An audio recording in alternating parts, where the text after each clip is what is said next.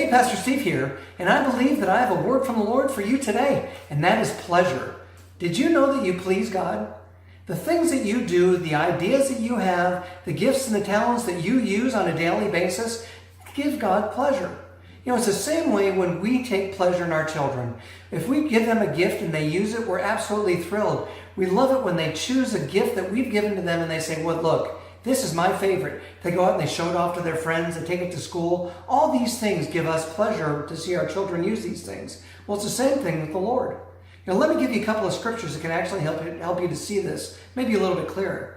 Psalms 35:27. Let them shout for joy and be glad who favor my righteous cause, and let them say continually, let the Lord be magnified, who has pleasure in the prosperity of his servant. You know, it pleases God to see you prosper. It pleases God to see you be successful. It pleases God for you to be able to go out and to do these things that he created you for.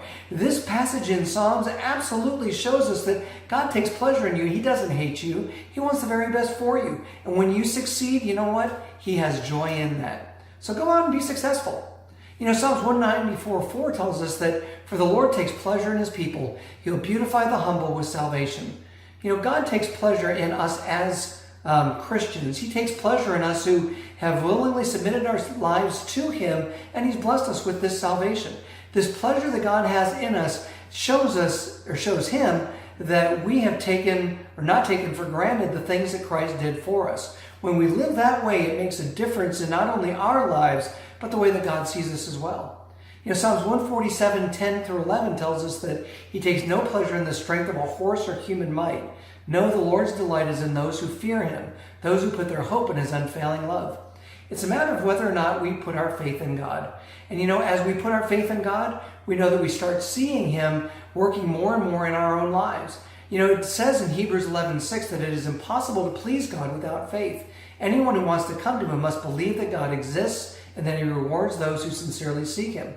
So, you know, when we have faith and demonstrate that we believe that God is going to come through for us, it absolutely gives God pleasure. It's the same way as us using our gifts and our talents and our abilities. And when we can't use those, and we believe that God's going to come to the rescue, when we believe that God's going to be true to his word, when we stand firm on those things, guess what it does? It pleases God. That's what we should do. We should continually look for ways that we can elevate our faith so that we can believe more and more in what God has in store for us. Lay aside all those other things that don't require faith, all those other things that, you know, just are worldly and have no other meaning other than the fact that God wants us to be successful. So go out and love the Lord. Go out and have faith in what he says. I want to leave you with Proverbs 3:3-4. It says, never let loyalty and kindness leave you. Tie them around your neck as a reminder. Write them deep within your heart. You know what happens then? Then you will find favor with both God and people, and you will earn a good reputation. This is an excellent opportunity for us to be able to grow in the way that God created us to grow.